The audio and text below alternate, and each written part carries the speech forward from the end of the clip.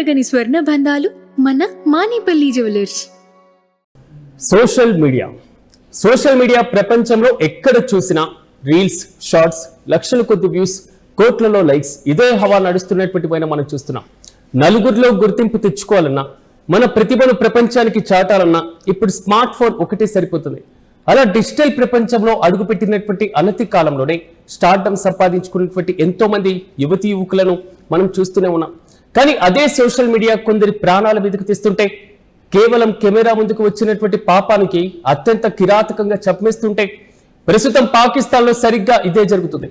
Social media stars గా వెలుగు వెతగాలన్నటువంటి ఆడపిల్లలకు లక్ష్యంగా చేసుకొని జరుగుతున్నటువంటి వరుస హత్యలు ఇప్పుడు ప్రపంచవ్యాప్తంగా సంచలనం రేపుతున్నాయి. అసలు పాకిస్తాన్ లో సోషల్ మీడియా ఇన్ఫ్లుయెన్సర్లకు ఎందుకు ఈ దుస్థితి వచ్చింది, అక్కడ తెర వెనుక అసలు ఏం జరుగుతుంది అనే విషయాన్ని ఒకసారి మనం గమనిస్తే, పాకిస్తాన్ లోని ఇస్లామాబాద్ సమీపంలో ఉన్న టాక్సిలా ప్రాంతంలో జరిగిన ఒక దారుణ ఘటనే దీనికి ఉదాహరణ. సోషల్ మీడియాలో ఏకంగా 13 లక్షలకు పైగా ఫాలోవర్లను సంపాదించుకున్నటువంటి ఆయేషా గిలామనా అలియాస్ సెంబో బీబీ అనేటువంటి 28 ఏళ్ల టిక్ టాకర్ ను కొందరు దుండగులు అత్యంత దారుణంగా కాల్చి చంపారు. తన సోదరుడితో కలిసి కారులో ప్రయాణిస్తున్నటువంటి సమయంలో బైక్ పై వచ్చినటువంటి ఇద్దరు దుండగులు పక్కా వ్యూహంతో ఆమె పైన కాల్పులు జరిపారు. దీంతో ఆమె అక్కడికక్కడే ప్రాణాలు కోల్పోయారు. ఇదే ఘటనలో కారు అదుపు తప్పి ప్రమాదానికి గురి కావడంతో ఆమె సోదరి ఆసిఫా కూడా తీవ్ర గాయాలయ్యాయి. అయితే ఈ హత్యకు సంబంధించి ఆయేషా తండ్రి పోలీసులకు ఇచ్చినటువంటి ఫిర్యాదులో కొన్ని సంచలన విషయాలు బయటపడుతున్నాయి. కాషిఫ్ అనేటువంటి వ్యక్తి తన కుమార్తెకు ఫోన్ చేసి బయటకు రమ్మన్నారని, ఆ తర్వాతే ఈ ప్రమాదం జరిగిందని పేర్కొన్నారు. అంతేకాదు కౌసర్, జావేద్ అనేటువంటి ఇద్దరు వ్యక్తులతో ఆయేషాకు ఆర్థిక లావాదేవీలు ఉన్నాయని, ఆ కక్షల కారణంగానే వీరంతా కలిసి తన కూతుర్ని హత్య చేయించారని కీలక ఆరోపణలు చేస్తున్నారు. ప్రస్తుతం ఈ కేసుకు సంబంధించి 3 నిందితులను పోలీసులు అరెస్టు చేసి విచారిస్తున్నారు.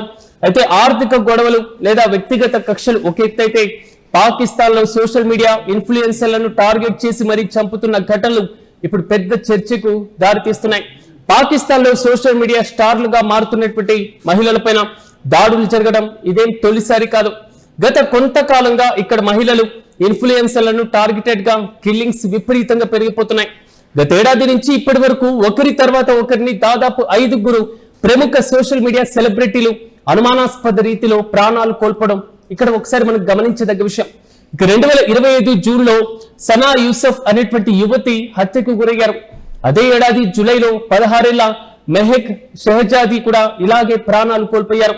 ఇదే సమయంలో సుమీరా రాజ్పుత్ అనేటువంటి మరో ఇన్ఫ్లుయెన్సర్ ని కూడా ఎవరో కావాలని విషమిచ్చి మరి హత్య చేశారనేటువంటి తీవ్ర ఆరోపణలు కూడా వచ్చాయి.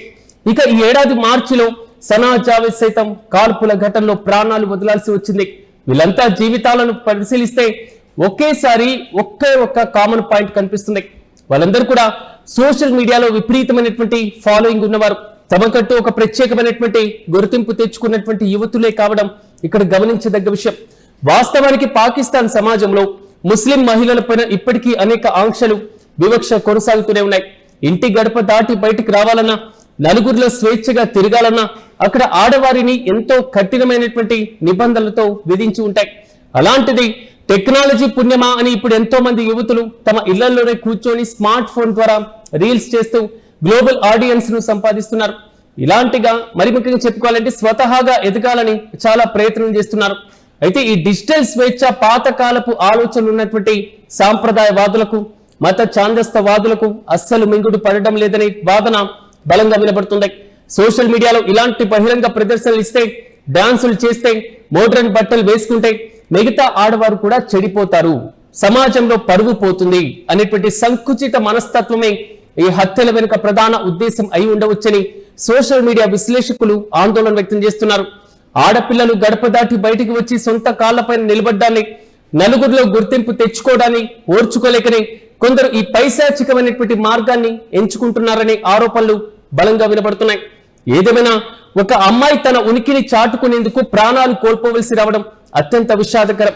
సోషల్ మీడియాలో రీల్స్ చేయడం నేరమైనట్లు, పాపులారిటీ తెచ్చుకోవడం పాపమైనట్లుగా యువతుల ప్రాణాలు తీస్తున్నటువంటి ఈ దుర్మార్గపు సంస్కృతికి పాకిస్తాన్ ప్రభుత్వం కఠినంగా అడ్డుకట్టవేయాలి. లేదంటే రాబోయే రోజుల్లో డిజిటల్ ప్రపంచంలో అడుగుపెట్టేటువంటి ఏ ఒక్క ఆడపిల్లకు కూడా ఆ దేశంలో రక్షణ లేకుండా పోతుంది అన్నది పచ్చి నిజం.